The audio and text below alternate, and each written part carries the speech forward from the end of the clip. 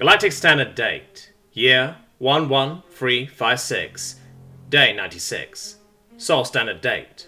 4th of the 8th, 3267. The tendrils of energy Basilisk sent out into the city found their marks, and carefully encased the life signs he had seen before. After they were secure, the tendrils snaked back towards Basilisk. He scowled at the group of slaves in front of him and thought to himself, "Thought you could pull one over on me, eh? Leaving behind servants after I told you to make sure you didn't? Let's see who is getting sent to hell." The crowd was in an uproar as the gathered nobles and rich tried their best to ensure their slaves told Basilisk to let them live. Through the cacophony of voices, nobody had noticed the thin wisps of energy that went into the city. They did, however, notice when the thin tendrils brought back person-sized cocoons. A scant few dozen of them crested over the buildings and through the streets silently, until they slowly settled before Basilisk. The crowd was confused with the display until the cocoons opened up to reveal servants. Men, women, and children. Basilisk's eyes bulged, and he clenched his jaw when a small child bodily dropped out of one of the cocoons before him. The child was malnourished to the point that they likely wouldn't survive another from that alone. On top of that, the child's body was riddled with holes, cuts, and burns. Basilisk knelt down next to the kid and heard a faint whisper. The child was trying to speak to him, but it was too quiet for the translator to pick up, so he connected a mind bridge to the kid. "Please, kill me. I don't want to hurt anymore. I'm sorry for dirtying the air with my wingless filth, so please, kill me." Basilisk clenched his fists until the metal creaked and the pale green flames began to turn black through and through. The crowd had fallen silent as they watched with horror. They knew what this meant. Deep down they knew that there wasn't a chance now. A weight descended upon the hearts of those gathered there. The rich thought it was to be their end, and the servants thought they could feel what that child had gone through. They'd seen it before. Basilisk felt the hatred exploding within himself. Normally he would crush that hatred down and tackle things with a level mind, but right now, he just wanted to kill all of these creatures. He no longer classified them as people. They were on the same level as male, in his opinion. He stood to his full height and looked down on the crowd with a contemptuous glare. He spit off to the side and lowered his blade at the crowd.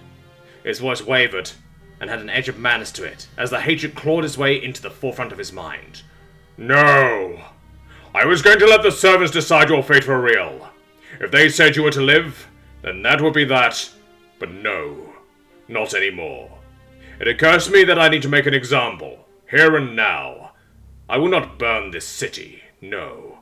I will do something worse, something far worse. It shall serve as an example to the rest of the galaxy. Don't be a dick, or death will come and be a bigger dick to you. Simple, no?" He sent a nimbus of black and fail energies to the group of servants that surrounded them, and lifted them into the air. They screamed in horror as they thought they were going to die, but Basilisk just sent them out of the city. He made another nimbus for the few dozen that had been deposited from the cocoons and sent them along with the other group. He slowly ascended and spoke down to the creatures before him. "Hopefully you will feel as much pain as you have inflicted upon those you considered your lessers, though I think you're too weak to last long enough to experience even a fraction of their pain." He tripped to the skies and centered himself above the city. He focused on his connection with Amaranth. "Get Morelia and get out of the city. Now, preferably. You won't want to be here for this." Amaranth could feel the pure hatred through her connection with him, and completely understood what was going on. She grabbed Morelia, who let out a little yelp as she was suddenly in the grasp of a woman who was currently shapeshifting into a dragon. "What's going on?" She looked off to the side with an "oh shit" look and said, "They made him angry. Like, really angry. He was just going to burn down the city and make way for a new one that would be a better place for you all. But I'm pretty sure this place is about to get wiped off the map." She took off into the air, barreling through the palace's roof and leaving the barrier Basilisk to set up. As she cleared the barrier, she turned her head slightly to get a look at what he was going to do. She could feel power massing around him in truly overkill quantities. She whispered under her breath, "That's not the amount of power you use to erase a city, Bassie. That's at the erase a solar system level.